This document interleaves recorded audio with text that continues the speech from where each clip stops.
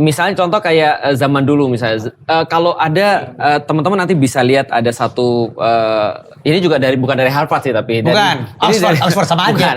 Bukan, Dari mana? dari Denmark kalau nggak salah. Sama aja, sama. Maksud gue gak berhenti belajar tuh itu, jadi Iya. gak cuma agama Islam doang, Betul. tapi penelitian-penelitian, sosial, kita cari kultur tahu. gitu kan.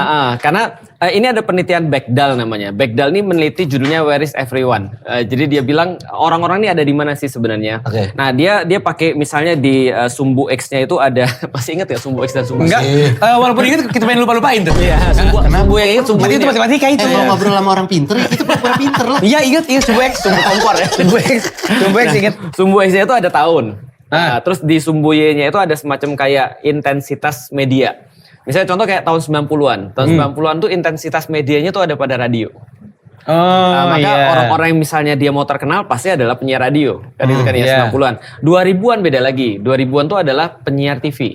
Jadi kalau mau terkenal harus masuk TV. Nggak seperti dulu ketika mau masuk radio, bahkan orang radio akhirnya ke TV.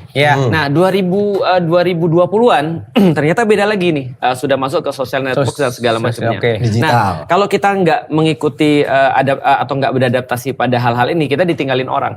Sedangkan dakwah itu kan adalah bagaimana caranya kita menjangkau pasar terbanyak, segmentasi terbanyak daripada manusia sebenarnya kan ya untuk ngajak.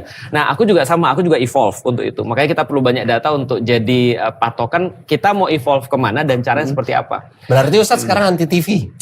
Aku jarang nonton TV, bukan anti TV. Jarang banget nonton TV. Anti radio? Radio juga jarang banget. Padahal dulu aku dengerin banget radio.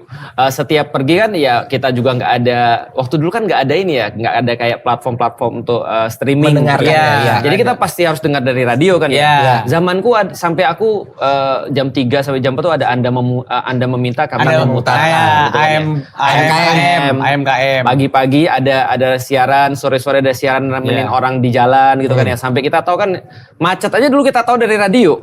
Kalau misalnya nggak ada radio kita nggak tahu nih jalanin macet, jalanin nggak macet. Jadi itu adalah waktu itu. Cuma sekarang ya jarang banget kita dengerin radio karena sudah ada platform streaming. Apa karena sekarang Ustadz lagi nyasar anak-anak muda?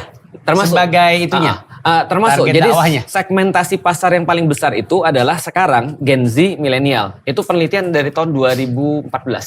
Jadi dari tahun 2014 ya, ini untuk politik aja. Mereka meyakini sampai 2032 itu milenial sama Gen Z itu yang menentukan siapa yang jadi presiden.